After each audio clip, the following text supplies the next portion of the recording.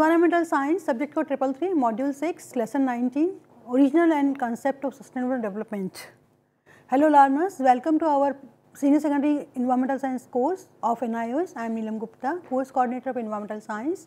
Welcome to this program of NIOS. In our previous programs, we have already discussed about importance and methods of conservation of biodiversity, soil, water, energy and other natural resources of Module 5, Environmental Conservation. Humans were made a very impressive economic progress, especially during the past 2 centuries, in creating material and luxuries of lifestyle. This progress has been achieved at a tremendous cost of the environment. Ever increasing exploitation of natural resources coupled with environmental degradation has reached a point that now threatens the well-being and future of mankind. Environmentalists and ever the common men around the world are seeking answer to these questions like, can we keep up industrial and economic development without depleting or degrading our natural resources? Can forests be cleared endlessly for cultivation and habitation? Can agricultural land be regularly used up for building cities, factories and shopping malls? Can intensive farming be earned out through the year? Can fossil fuels be pumped out in a never-ending manner? How long can our natural resources last at the increasing rate of exploitation and consumption? The answer to these questions will explain the concept of sustainable development. So, the objective of this program are explain the origin and concept of sustainable development, explain the concept of carrying capacity, distinguish between common and private resources, bring out the relationship between population growth and resource availability, describe the consequences of inequitable and exhaustive use of resources, justify the need to conserve and manage resource for posterity, explain the need for just equitable sharing of resources and justify the need for development without destruction. So, we will discuss lesson 19, origin and concept of sustainable development of module 6, sustainable development during this program. For detailed discussion of this lesson, we will have with us Dr. Rita Khosla, Associate Professor retired from Delhi College, University of Delhi. She will discuss this lesson in detail. Welcome you, madam. Thank you, Neelam. Our father of the nation, Mahatma Gandhi, was ahead of his times when he in 1940s cautioned us about overuse of resources by his famous saying, quote, "There is sufficient in the world for man's need, but not enough for man's greed." Unquote. Our greed for more luxuries in the form of greater varieties of gadgets, vehicles, clothes, food items and entertainment system is making us waste resources and energy. In earlier times, people never used that much resources. Earlier times, our forefathers were happy with one vehicle in the family or few clothes, but now our needs have been overcome by our greed. What is the meaning of sustainable development for a common man? It is economic development of a nation without negative effect on the quality of the environment and health of the people. These days, we do not get fresh air to breathe or clean drinking water because of unsustainable development. Few decades back, we never saw an Indian carrying a water bottle or wearing a face mask. However, now it is commonly sight because of environment degradation. The present day environment deterioration provides evidence that misuse and overuse of resources by humans is responsible for unsustainable environment. Rapid industrialization, urbanization and the associated consumerism is leading to unsustainable development. Every country wants to become industrialized, but it should not be done at the cost of the environment. Therefore, the need of the hour is to go for sustainable development. We are at crossroads of development and it is a time to rethink our priorities. Let's take a hypothetical case. Will a person be happy if he has a luxurious diesel car but does not get clean air to breathe? Which one will he choose? The car which causes air pollution or fresh air? That is, there is a debate between luxury versus environment. Normally, people want both the benefits of industrial development as well as an healthy environment. So far, development has been at the cost of environment quality. That is very sad. The question is, are we using more resources than what is ecologically right? Now we will discuss about carrying capacity. We are consuming nature's resources faster than the earth can renew them. Forests are cut down faster than they can regenerate. Fishes are harvested faster than their population can multiply. Fossil fuel is used up faster than it can be produced. Also, aquifers cannot be recharged as fast as groundwater is consumed. All these things point out that we are not living within the limits of Earth's resources, and we are exploiting nature beyond its carrying capacity for our greed. A good example to explain the concept of carrying capacity is that of a boat. If a boat has a capacity to carry 6 passengers and if 10 persons sit on the boat, it is possible that the boat will topple and the passengers will drown. Similarly, our planet can collapse any day as we are using its resources beyond its carrying capacity. We should conserve the natural resources to save our earth. Due to overpopulation, there is excessive use and misuse of natural resources such as water, forests, soil, minerals, etc. We are using these resources beyond the earth's carrying capacity. This is leading to environment problems such as climate change, pollution, deforestation, soil erosion, soil loss and infertility, disappearance of plants and animals. Origin and concept of sustainable development. Let's read about this now. In early 1970s, the idea of sustainable development was conceived when the world became aware of the fact that our natural resources were depleting at a very fast rate. More than 7 billion people are recklessly using Earth's resources and are degrading the environment by pollution, global warming, waste generation and deforestation. The natural resources of the earth, including the air, water, land, flora and fauna, must be safeguarded for the benefit of present and future generations through careful planning.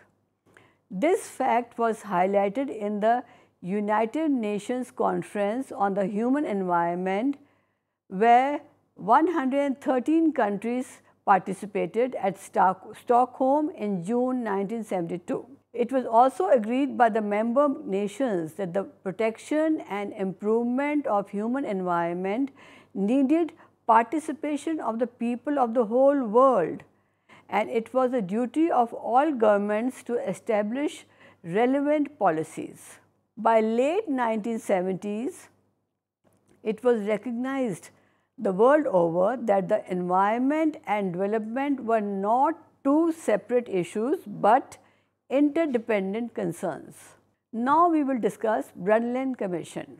Although the word sustainability has been in use for some time, it became popular after Brundtland Commission, which highlighted the need for sustainable development. The World Commission on Environment and Development, that is WCED, was set up in 1983. It was chaired by then Norwegian Prime Minister Gro Harlem Brundtland.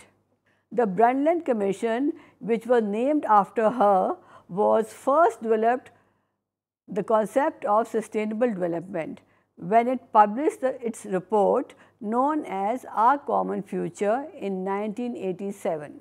The report gave the widely used definition of sustainable development, which states, sustainable development is that development that meets the need of the present without compromising the ability of the future generation to meet their own needs. Need for just and equitable share of resources.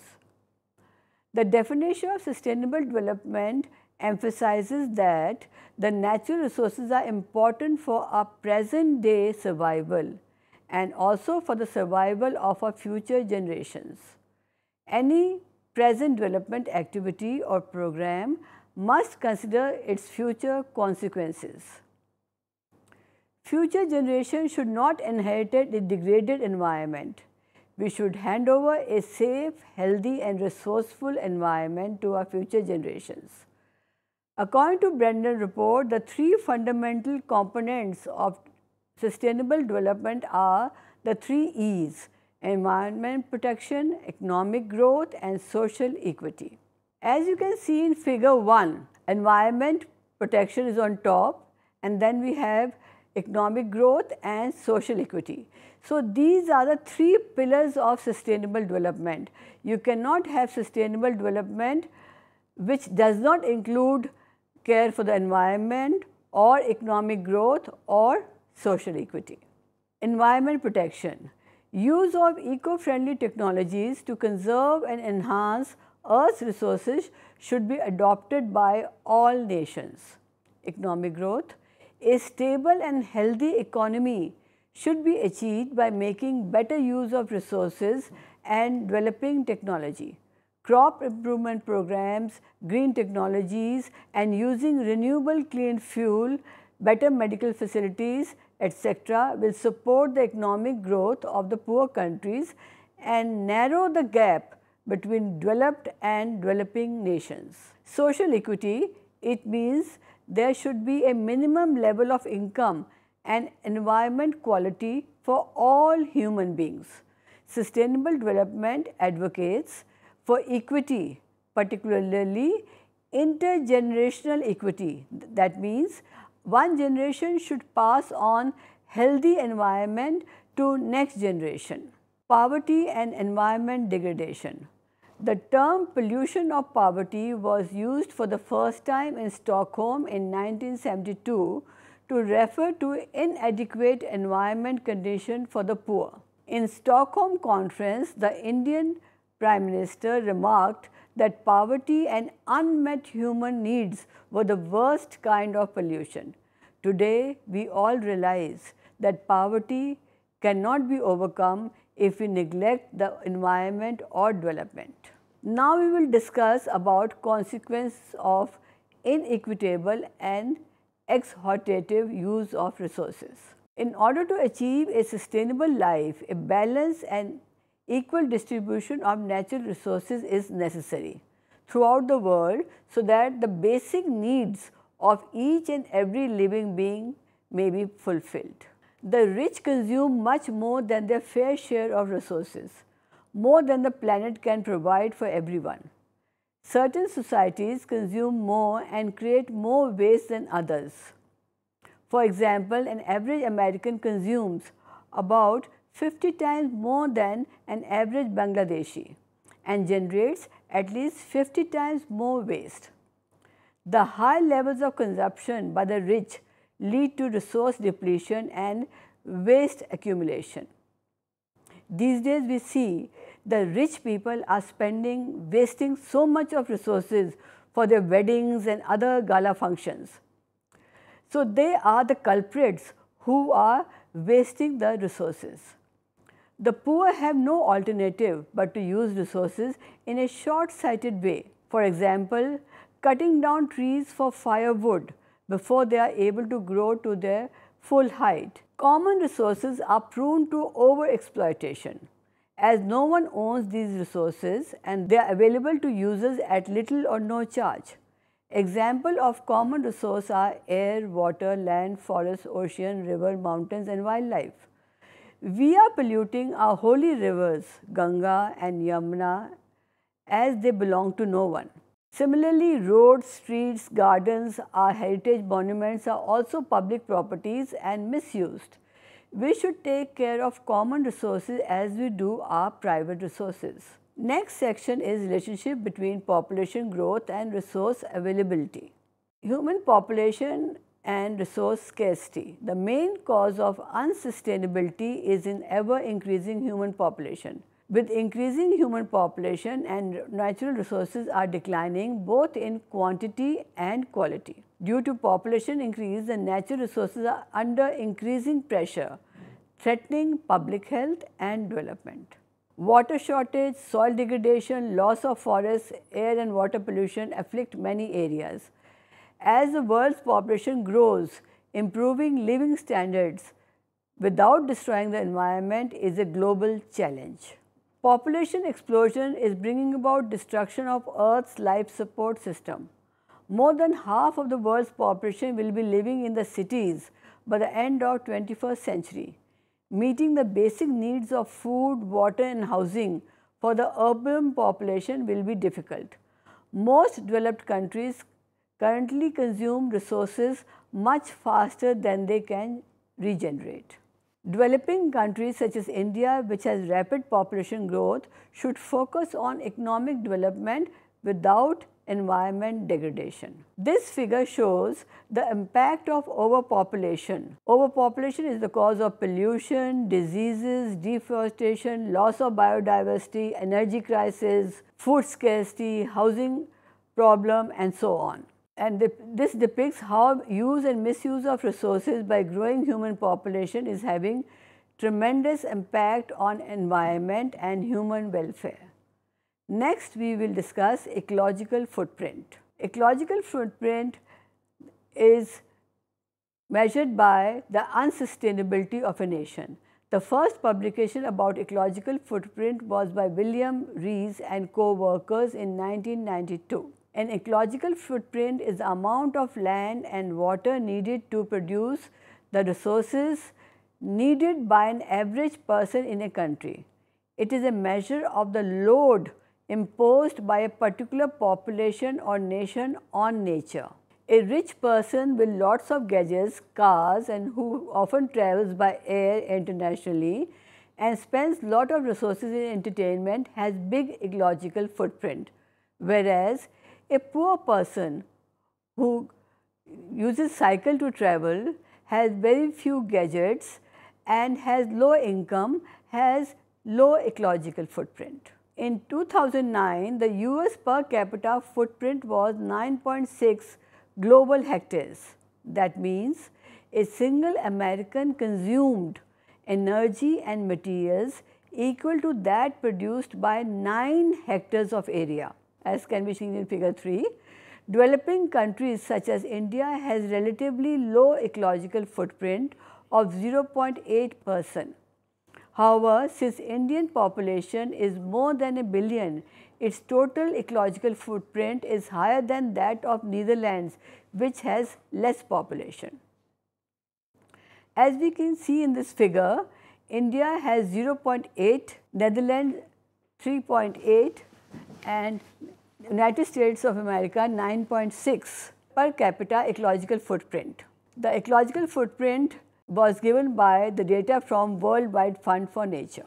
On a per capita basis, the countries with biggest ecological footprints are Kuwait, Qatar, United Arab Emirates and other Gulf countries, Denmark, Belgium, Singapore, United States of America, Bahrain and Sweden. The people in these countries have wasteful lifestyles. We would need 1.5 Earth to regenerate the current demand of resources if our wasteful lifestyle continues. Next, we will discuss development without destruction of environment. The work of Brundtland Commission was followed up at the Earth Summit, the first United Nations Conference on Environment and Development, UNCED. It was held in Rio de Janeiro in June 1992. It was a landmark event where lakhs of people participated and launched an unprecedented global partnership for economic and social development along with environment protection. It represented a turning point in the way we look at the environment and development. At the Earth Summit, world leaders adopted 21, a blueprint to attain sustainable development. India has also adopted Agenda 21 under Ministry of Environment. They proposed Agenda 21 proposed that development countries have to take the lead by decreasing their production and consumption patterns. Developing countries such as India must maintain their development goals but use sustainable development methods. The industries in India have to take environment clearance from Environment Ministry, that is MOEFCC, Ministry of Environment, Forests and Climate Change. You will learn more about it in lesson 24 of your environmental science course. Need to conserve and manage resources for posterity will be our next topic. The greatest challenge for humanity today is the sustainable management of our planet. A kind of revolution is necessary to bring changes in lifestyle pattern. New innovative green technologies have to be adopted to manage resources for posterity. It is our responsibility to check our activities to save the earth for future generation. Some of the green technologies are use of renewable energy such as solar, wind, biofuels, use of fuel efficient vehicles, energy from waste, water conservation by rainwater harvesting, planting of trees, waste management by reduce, reuse, recycle, using energy saving devices, vermicomposting, organic farming. What can a common man do to make the earth sustainable? You can change your lifestyle, consume less resources, do not waste water, electricity, paper, food, etc. Use renewable sources of energy such as bioenergy, solar energy and wind energy. Use environment friendly fuels for your vehicles such as CNG. Increase the cover in your neighborhood. Create less waste by practicing the 3 R's: reduce, reuse and recycle. Use cloth carry bag instead of plastic bag to prevent plastic pollution. Increase the green cover in your neighborhood. Use cycle to travel short distances. Use carpool or public transport. Use organic food to discourage the use of chemical fertilizers and pesticides which cause pollution. Thank you. It was nice discussing and going in depth about what is our responsibility and how we can bring about sustainable development of our nation and the whole world. Thank you. Thank you, Dr. Rita Khosla, for sharing information related to sustainable development. Before we wrap up, we would like to recap the main points, that is what you have learned. Economic development is necessary for the welfare of people, but it should not be at the cost of environmental degradation. Human activities like agriculture, industrialization, etc. affect sustainability of biosphere. Resource is anything useful or can be made useful to humans to meet their needs and wants. We should not use or misuse our resources such as water, soil, forest, plants and animals. Carrying capacity is the maximum pressure or load that a system can withstand or take up before breaking down. Carrying capacity of the environment may also be defined as maximum use of human activities that the environment can tolerate. Sustainable development is development that meets the needs of the present, taking the care of the needs of future generations. Human activities meant to improve the quality of life are usually accompanied by environmental degradation. Rapid growth of population coupled with demand and needs of man for material comforts has put tremendous pressure on earth and its environment. Most dangerous consequences of population is poverty. Poverty is a major threat to human health and environment. One method of eliminating poverty is by taking care of equitable, that is fair and just distribution of resources. Resources that belong to no one in particular became common property. Examples: air, water, river, forests, oceans, mountains, etc.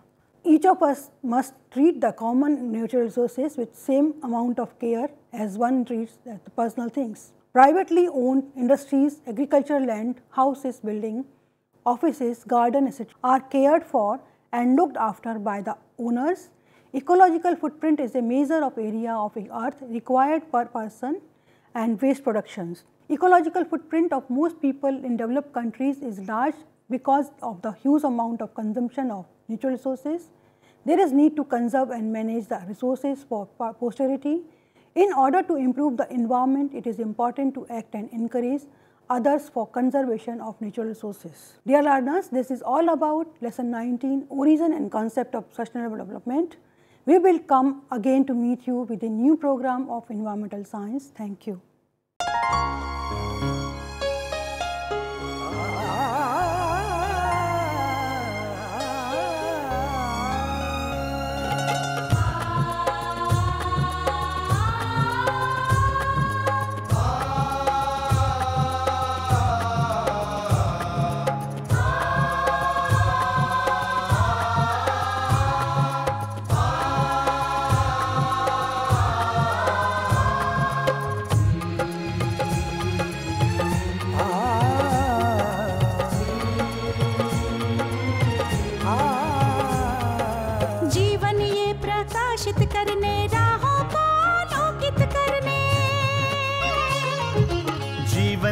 प्रकाशित करने राहों को आलोकित करने हम अपना दीपक स्वयं बने, हम अपना रास्ता स्वयं चुने। हम अपना दीपक स्वयं बने, हम अपना रास्ता स्वयं चुने। जीवन ये प्रकाशित करने राहों को आलोकित करने।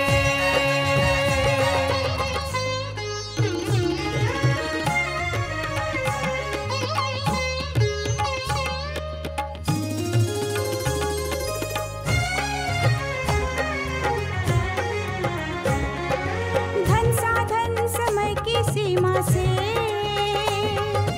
विद्यालय जो मुक्त हो,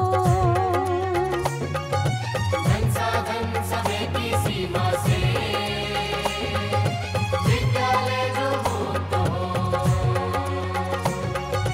कभी पढ़े हम कहीं पढ़े वे विषय की लोच से युक्त हो। कभी पढ़े हम कहीं पढ़े वे विषय की लोच से युक्त हो।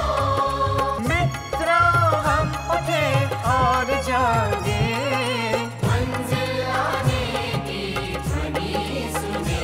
हम अपना दीपक स्वयं बने, हम अपना रास्ता स्वयं चुने। जीवन ये प्रकाशित करने राहों को आलोकित करने।